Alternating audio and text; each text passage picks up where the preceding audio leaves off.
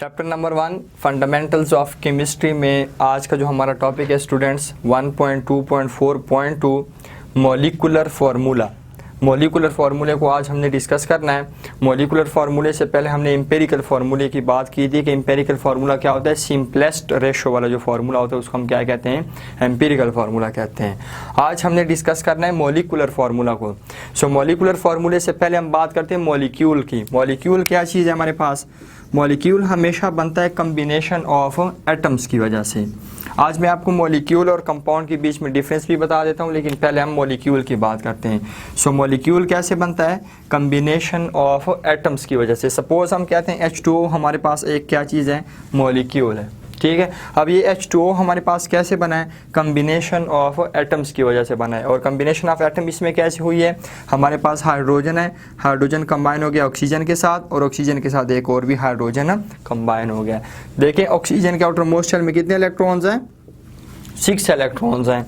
2 lone pair हैं और 2 electrons क्या चीज़ हैं? अनपेयर 2 इलेक्ट्रॉन्स हैं। बात क्लियर हो गई? चूँकि 6 इलेक्ट्रॉन्स हैं, ऑक्टेट कंप्लीट करने के लिए 2 इलेक्ट्रॉन्स की मज़ीद ज़रूरत है। ऑक्सीजन के पास 2 इलेक्ट्रॉन की डिफिशियंसी है। 2 इलेक्ट्रॉन ये कैसे पूरे करेगा? एक हाइड्रोजन इसके साथ आ जाता है, इलेक्ट्रॉन शेयर कर लेता है, दूसरा हाइड्रोजन भी इसके पास आ जाता है, वो भी इलेक्ट्रॉन शेयर कर लेता है। बात क्लियर हो गई? इसी तरह हमारे पास जिस तरह ऑक्सीजन के पास 6 इलेक्ट्रॉन्स हैं, 2 इलेक्ट्रॉन्स की डिफिशियंसी है ऑक्टेट के लिए। इसी तरह हाइड्रोजन के पास भी 1 इलेक्ट्रॉन है और डुप्लेट के लिए इसकी 1 इलेक्ट्रॉन की डिफिशियंसी है। इस हाइड्रोजन के पास भी 1 इलेक्ट्रॉन है और डुप्लेट के लिए इसकी 1 इलेक्ट्रॉन की डिफिशियंसी है। अब ये तीनों आपस में इलेक्ट्रॉन्स शेयर करके ऑक्सीजन का देखें ऑक्टेट कंप्लीट हो जाता है, इस हाइड्रोजन का भी डुप्लेट कंप्लीट हो जाता है, इस हाइड्रोजन का भी हमारे पास डुप्लेट कंप्लीट हो जाता है, और हमारे पास एक स्टेबल मॉलिक्यूल बन जाता है। सो बात हम क्या कर रहे थे? मॉलिक्यूल क्या चीज़ है? कम्बिनेशन ऑफ एटम्स की वजह से जो बनता है उसको हम क्या कहते हैं? मॉलिक्यूल कहते हैं। जैसे कि मैंने कहा था कि मॉलिक्यूल और कंपाउंड के बीच में डिफरेंस क्या है? बेसिक डिफरेंस ये है कि मॉलिक्यूल हमेशा बनेगा कोवेलेंट बॉन्ड के रिजल्ट में। मीन के जहाँ पे इलेक्ट्रॉन्स की शेयरिंग होगी वहाँ पे कोवेलेंट बॉन्ड बनेगा। कोवेलेंट बॉन्ड के रिजल्ट में जो प्रोडक्ट बनता है उसको हम क्या कहते हैं? मॉलिक्यूल कहते हैं। कंपाउंड क्या चीज़ है? कंपाउंड हमेशा बनेगा आयोनिक बॉन्ड के रिजल्ट में। आयोनिक बॉन्ड क्या चीज़ है? जहाँ पे इलेक्ट्रॉन की कंप्लीट ट्रांसफर होगी from one atom to the another atom, ionic bond बनेगा। आयोनिक बॉन्ड के रिजल्ट में जो प्रोडक्ट बन जाएगा उसको आप क्या नाम देंगे? कंपाउंड का नाम देंगे। सपोज करें आपके पास सोडियम है, सोडियम अपने आउटर मोस्ट शेल का एक ही इलेक्ट्रॉन है, वो डोनेट करता है किसको? क्लोरीन को। सोडियम अपना एक इलेक्ट्रॉन कंप्लीटली ट्रांसफ़र कर देता है क्लोरीन को, जिसकी वजह से सोडियम पॉजिटिव बन जाता है, क्लोरीन इलेक्ट्रॉन गेन करके नेगेटिव बन जाता है। साथ हमारे पास इलेक्ट्रोस्टैटिक फोर्स ऑफ अट्रैक्शन के ज़रिए बॉन्ड बन जाता है। इस बॉन्ड को हम क्या कहते हैं? आयोनिक बॉन्ड कहते हैं। और आयोनिक बॉन्ड के रिजल्ट में आपके पास जो प्रोडक्ट बनता है उस प्रोडक्ट को आप क्या नाम देंगे? कंपाउंड का नाम देते हैं। So again I am telling you, molecule बनता है कोवेलेंट बॉन्ड के रिजल्ट में, कंपाउंड बनता है आयोनिक बॉन्ड के रिजल्ट में। सो मॉलिक्यूल की बात हमारे पास हो गई कि मॉलिक्यूल क्या चीज़ है? कम्बिनेशन ऑफ एटम की वजह से बनता है, ठीक। अब इन मॉलिक्यूल्स को रिप्रेजेंट करने के लिए हम जो फार्मूला यूज़ करते हैं, कौन सा फार्मूला यूज़ करते हैं? मॉलिक्यूलर फार्मूला यूज़ करते हैं। मॉलिक्यूल्स को रिप्रेजेंट करने के लिए मॉलिक्यूलर फार्मूला यूज़ किया जाता है। अब मॉलिक्यूलर फार्मूला क्या चीज़ है? जैसे मैंने डेफिनेशन लिखी है, molecular formula show actual number of atoms of each element present in a molecule. Molecule जिन एलिमेंट के एटम से बना हुआ है, कितने एटम से बना हुआ है, इस बात को कौन शो करता है? Molecular formula. एग्जाम्पल से बात कर लेते हैं, फिर सही तरह समझ आ जाएगी। जैसे कि आपके पास H2O है, H2O किन एटम से बना हुआ है? हाइड्रोजन के एटम से बना हुआ है और ऑक्सीजन के एटम से बना हुआ है। बात क्लियर हो गई? किसके एटम से? हाइड्रोजन के एटम से और ऑक्सीजन एटम से, ठीक। अब हमारे पास ये क्या चीज़ है H2O का? ये मॉलिक्यूलर फार्मूला है। ये मॉलिक्यूलर फार्मूला क्यों है? क्योंकि ये हमें एक्चुअल नंबर ऑफ एटम्स बताता है। कैसे? कि H2O मॉलिक्यूल हमारे पास 2 हाइड्रोजन और 1 ऑक्सीजन के कम्बिनेशन से बना हुआ है। बात क्लियर हो गई? सो हमें ये एक्चुअल नंबर ऑफ एटम्स बताता है या नहीं?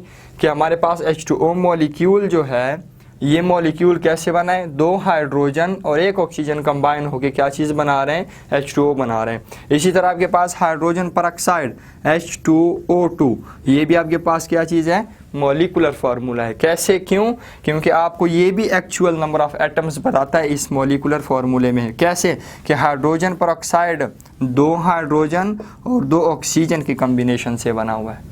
बात क्लियर हो गई। इसी तरह हमारे पास बेंजीन C6H6, ये भी मॉलिक्यूलर फार्मूला है और ये फार्मूला हमें क्या चीज़ बताता है, एक्चुअल नंबर ऑफ एटम्स बताता है इस मॉलिक्यूलर फार्मूले में। कैसे कि बेंजीन कैसे बना हुआ है, 6 कार्बन एटम्स और 6 हाइड्रोजन एटम से बना हुआ है। ठीक हो गया।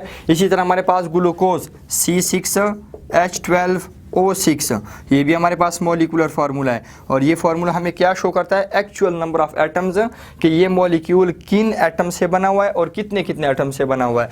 सो ग्लूकोज हमारे पास 6 कार्बन एटम्स, 12 हाइड्रोजन एटम्स और 6 ऑक्सीजन एटम से मिलकर बना हुआ है। इस चीज़ को क्या चीज़ रिप्रेजेंट करता है, कौन रिप्रेजेंट करता है, मॉलिक्यूलर फार्मूला इस चीज़ को रिप्रेजेंट करता है, actual number of atoms in a molecule. और एक्चुअल नंबर ऑफ एटम्स, यहाँ पे एटम्स का वर्ड आ रहा है, कौन से एटम्स, जिन एलिमेंट के एटम से मॉलिक्यूल बना होता है। ये बात हमारे पास क्लियर हो गई है। दूसरा जो हमारा पॉइंट है, मॉलिक्यूलर फार्मूला डिराइव किया जाता है एम्पेरिकल फार्मूला से। यहाँ पे हमारे पास एक रिलेशनशिप है, उस रिलेशनशिप को हम देखते हैं जरा। मॉलिक्यूलर फार्मूला हमेशा डिराइव किया जाता है किससे, एम्पेरिकल फार्मूला से। जैसे हमारे पास ये मॉलिक्यूलर फार्मूला, मैं MF लिख देता हूँ, मॉलिक्यूलर फार्मूला, साथ हमारे पास empirical formula, E means empirical, F formula हमारे पास, और यहाँ पे हमारे पास N लिखा हुआ है, जहाँ पे आपके पास N वैल्यू जो है ये कुछ भी हो सकती है, 1 2 3 4 एंड सो ऑन, कुछ भी हो सकती है। सपोज करें आपके पास बेंजीन मॉलिक्यूलर फार्मूला है C6 और H6, यहाँ पे हमारे पास एम्पेरिकल फार्मूले में ये N वैल्यू क्या है, यहाँ पे हमारे पास 6 आ रहा है, यहाँ पे भी 6 आ रहा है, तो N वैल्यू आपके पास क्या हो जाएगी, आपके पास 6 हो जाएगी। इसी तरह आपके पास हाइड्रोजन परऑक्साइड अगर है H2O2, यहाँ पे आपके पास N वैल्यू क्या है, यहाँ पे आपके पास N वैल्यू है 2। सो मॉलिक्यूलर फार्मूले की डेरिवेशन किससे होती है, एम्पेरिकल फार्मूले से होती है। बात क्लियर हो गई है।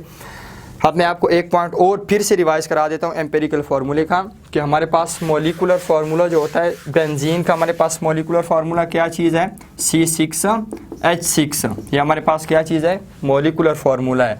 अब एम्पेरिकल फार्मूला क्या होता है, वो सिंपलेस्ट रेशो होती है। सिंपलेस्ट रेशो क्या मतलब, हमारे पास देखें कि 6 है हमारे पास और 6 है, 6 1 6 हो जाएगा, 6 1 6 हो जाएगा, तो कार्बन हमारे पास 1 हो गया, हाइड्रोजन भी हमारे पास 1 हो गया, CH। सो ये हमारे पास क्या चीज़ है, मॉलिक्यूलर फार्मूला है, ये क्या चीज़ है, एम्पेरिकल फार्मूला है। इसी तरह आपके पास हाइड्रोजन परऑक्साइड को आप देख लें, H2O2, आपके पास 2 1 2 एंड अगेन 2 1 2, तो आपके पास इसका एम्पेरिकल फार्मूला क्या हो जाएगा, HO हो जाएगा। इसी तरह अगर आप ग्लूकोज में देखते हैं C6H12O6, 6 1 6, 6 2 12 एंड अगेन 6 1 6, सो आपके पास 1 2 और 1 बन गया। आपके पास एम्पेरिकल फार्मूला क्या बन जाएगा, C हमारे पास कार्बन 1 हम लिखते नहीं है, अगेन आपके पास हाइड्रोजन आपके पास 2 है और ऑक्सीजन। सो एम्पेरिकल फार्मूला क्या चीज़ आपके पास बन गया, CH2O ग्लूकोज का। ठीक है। अगेन मैं एक पॉइंट बता दूं, molecular formula actual number of atoms को बताता है, जबकि एम्पेरिकल फार्मूला सिंपलेस्ट रेशो को शो करता है। आपने मॉलिक्यूलर फार्मूले में जितने भी एटम्स हैं उनको सिंपलेस्ट करें, सिंपलेस्ट में आपके पास जो रिजल्ट आता है उसको फार्मूले में अगेन पुट करें, तो आपके पास एम्पेरिकल फार्मूला बन जाता है। जैसे कि मैंने ये एक पुट किया हुआ है, ठीक है, सिंपल करके मैंने दोबारा वैल्यूज पुट कर दी है, मेरे पास कौन सा फार्मूला बन गया, एम्पेरिकल फार्मूला बन गया। ठीक। तीसरा जो हमारा पॉइंट है, इस मॉलिक्यूलर फार्मूले और एम्पेरिकल फार्मूले में कुछ कंपाउंड्स ऐसे हैं, कुछ मॉलिक्यूल्स ऐसे हैं जिनका मॉलिक्यूलर फार्मूला और जिनका जो हमारे पास है एम्पेरिकल फार्मूला वो सेम होते हैं। क्यों सेम होते हैं, सपोज हमारे पास H2O है, H2O में हमारे पास सिंपलेस्ट रेशो नहीं निकाली जा सकती, ठीक है, क्यों, हमारे पास 2:1 है। आप इसको सिंप्लीफाई कर सकते हैं, नहीं, ये किसी के टेबल पे सिंप्लीफाई नहीं होता। सो H2O हमारे पास मॉलिक्यूलर फार्मूला भी है और आपके पास ये एम्पिरिकल फार्मूला भी है। इसी तरह आपके पास अगर CO2 को देखते हैं आप, कार्बन डाइऑक्साइड, ये भी हमारे पास मॉलिक्यूलर फार्मूला भी है और ये आपके पास एम्पिरिकल फार्मूला भी है, क्योंकि इसमें हमारे पास 1:2 है, आप इसको मज़ीद सिंप्लीफाई नहीं कर सकते होते। सो ये हमारे पास क्या चीज़ है, एम्पिरिकल फार्मूला भी है और आपके पास मॉलिक्यूलर फार्मूला भी है। सो स्टूडेंट्स ये हमारी, इसके अलावा एक और एग्जांपल है आपके पास HCl हमारे पास 1:1 है, ये हमारे पास मजीद सिंप्लीफाई नहीं हो सकता। सो ये एम्पेरिकल फार्मूला भी है और आपके पास मॉलिकुलर फार्मूला भी है। So it's all about molecular formula. इंशाल्लाह नेक्स्ट लेक्चर में मॉलिकुलर मास और फार्मूला मास को हम डिटेल से डिस्कस करेंगे।